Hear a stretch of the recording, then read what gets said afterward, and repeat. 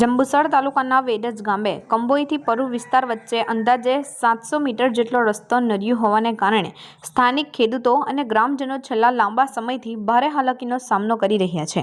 આ માર્ગ ખેતી, દૈનિક અવરજવર તથા ઇમરજન્સી સેવાઓ માટે મહત્વનો હોવાનું છતાં વર્ષોથી અવ્યવસ્થિત જ રહ્યો છે। સ્થાનિક ખેડૂતોનું કહેવું છે કે નર્યું હોવાને કારણે વાહનોનું અવરજવર મુશ્કેલ બન્યું છે, જે ખેતી સંબંધિત કામગીરીને સીધી અસર કરે છે। પાકની ધુલાણી, ખેતરમાં જવું અને માર્કેટ સુધી પહોંચવાની કામગીરીમાં ખેડૂતોને વારંવાર મુશ્કેલી સર્જાય છે। આ મુદ્દે વેડજ ગ્રામ પંચાયત સહિત ગાંધીનગર અને ધારાસભ્ય સમક્ષ અનેક વખત રજૂઆતો કરવામાં આવી હોવા છતાં આજ દિન સુધી કોઈ અસરકારક પગલાં લેવાયા નથી, જેના કારણે ગ્રામજનોમાં ભારે નારાજગી જોવા મળી રહી છે। બાળકોને સ્કૂલે જવામાં ઘણી મુશ્કેલી પડે છે। વરસાદી સમયમાં તો રસ્તો સંપૂર્ણ કાદવમાં બદલાઈ જતો હોવાથી જોખમ વધે છે। ઇમરજન્સી સેવાઓ સુધી પહોંચવામાં ગંભીર વિલંબન થાય છે। ઘણીવાર 108 એમ્બ્યુલન્સ પણ ત્યાં પહોંચી શકતી નથી।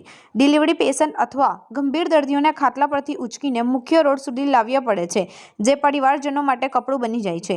ગ્રામજનો તેમજ ખેડૂતોની માંગ છે કે તંત્ર તાત્કાલિક આ નડિયા રોડને મરમ્મત કરી સ્થાયી ઉકેલ લાવે, જેથી પ્રજાને રાહત મળે। મારું નામ જાદવ હરેશકુમાર મુકેશભાઈ છે। હું ગામ વેડજમાં રહું છું, કંબાઈ વિસ્તારમાં રહું છું।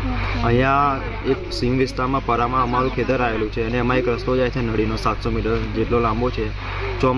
ચોમાસામાં અઘરું પડે છે, ઉનાળા શિયાળામાં અમારો કમ્પ્લીટ તે રસ્તો ચાલે છે ને ચોમાસામાં બહુ અઘરું પડે છે રસ્તા માટેનું। બીજા કોઈના ખેતરમાં ટ્રેક્ટર નાખે છે તો તકલીફ બહુ થાય છે આવવા જવાની ને બધી। અમે પહેલાં પણ ગાંધીનગરમાં અરજી કરી હતી, ડીકે સ્વામીભાઈ અરજી કરી હતી, ગ્રામ પંચાયતમાં અરજી કરી, પણ પહેલાં અરજી કરી પણ તોય કંઈ ઉકેલ આવે નહીં। તો હવે અમે એટલી અરજી કરી છે કે આ રસ્તો અમને બનાવી અપાય એટલી વિનંતી છે।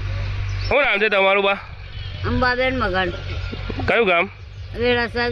બાન્ય નહીં વેળાસર। શું સમસ્યા હતી તમારે? હે, શું સમસ્યા હતી? આ રસ્તાનો અમારે સમાચાર છે। આ નદીમાં અમારે પાણી કઈ રહીને જવું? રાત દાડો ચુમાહામ અમારે ચુમાહાનું જ અઘરું છે, બીજું કશું અઘરું નહીં ભાઈ। આ છોકરા અમારે કઈ રહીને જાય રાતના પર, એટલે લોકો અમને શીરા પર જવા દેતા નહીં ભાઈ। આ રસ્તો અમને કરી આલો, રસ્તાની નદીઓ હોય પણ રોડ બનાવેલા તો આપણી નદીએ શું ગુનો કર્યો? સરપંચને કહે તો કે થશે હા મારા બોલાઈ હોય જા ના બોલાઈ જા। શું છે નામ તમારું? રમેશભાઈ સંપતભાઈ જાદવ વેડજ।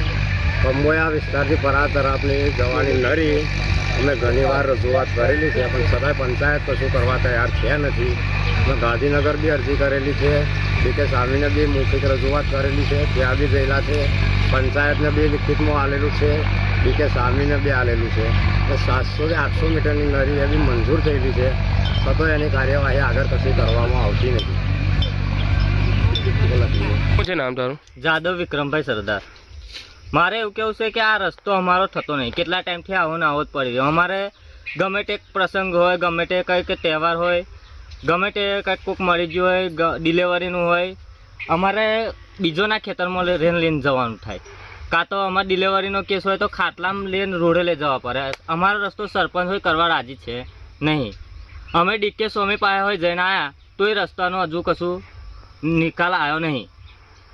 બીજું કે અમે ગાંધીનગર અરજી નાખી તો એનો કંઈ એ આવ્યો નહીં। અને સરપંચ એવું કહે કે પેટા પરું લાગે। પેટા પરું કેવી રીતના લાગે અમારું?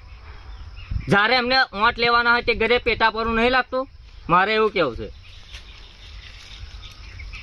એટલે અમારે રસ્તો જોઈએ, બીજું કશું નહીં, જેમ તેમ કાંઈ અમારો રસ્તો બનાવેલો બસ, બીજું કશું કહેવું નહીં મારે। તમારું? નંદાબેન ચંદુ। શું સમસ્યા છે તમારી?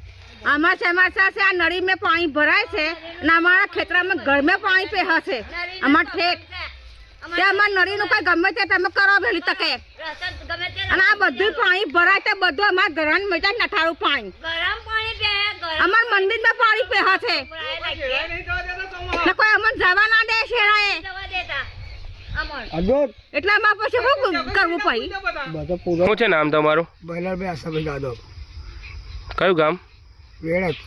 શું સમસ્યા હતી તમારે? અમારે નરી સમસ્યા છે રસ્તા માટેની, અરે અમારે 108 ના આવે યાર। અમારે પોતે જવાની પણ બાઇક જવાની તકલીફ છે, કશું થતું નહીં આગળ। બીજું કે અમારે કોઈ બીમાર હોય ને તો 108 બોલાવીને તો કંબોએ ઊભી રાખવી પડે ગાડી, અને તે ખાટલામાં નાખીને લઈ જવા પડે અમારે, ત્યાં ગાડી ઊભી રહે। અહીં તો કાંઈ આવતું જ નહીં કશું સાધન. કેટલા ટાઈમથી આ સમસ્યા છે? આ તો 100 વર્ષ ઉપર જેવું છે. અમે અમારો જન્મ થયો પણ અમે બાઇક લઈને નહીં જાય અમારા રસ્તે એવું છે. બોલો. છોકરો નિહાર કેવી રીતે જાય અને આ રસ્તા સિવાય કેવી રીતે જાય માં છોકરો? નિહાર જવા સારું તો અમે કેવી રીતે ખેતરોમાં મોકલીએ? નિહાર નહીં જતો છોકરો. અને દિલવડી થવાની હોય તો ખાટલામાં નાખીને અમારે રોડે લઈ જવા પડે. આ રસ્તાને કંઈ હુસતું જ નહીં એ લોકોને.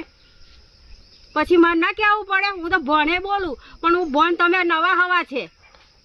આ રસ્તો તો બનાવવો જ પડશે એમને. બધે બનાવવા પૂરા થઈ જાય ને રૂપિયા વાપરી ખાય છે સરપંચ. એમનું બધાનું કરે ને બીજાનું કરતા નહીં. બધી નરિયા થઈ ગયા. રોડ બના હાઈવે કાંઈ કામ નહીં અમને ફવાઈ પડાતું. શું છે નામ તમારું? જાગૃતિબેન મહેશભાઈ જાદવ. શું સમસ્યા છે તમારી? આ નરી પરા વિસ્તારની નરી 100 વર્ષથી બંધ રસ્તો છે.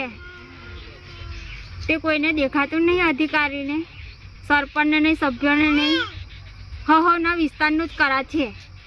અમારા વિસ્તારમાં દેખાતું જ નહીં. બાળકોને નિહાર જવાની તકલીફ પડે છે. કોઈ ડિલિવરીના કેસ હોય છે, બીમારીના કેસ હોય છે. કોઈ ગાડી તો આવતી નહીં.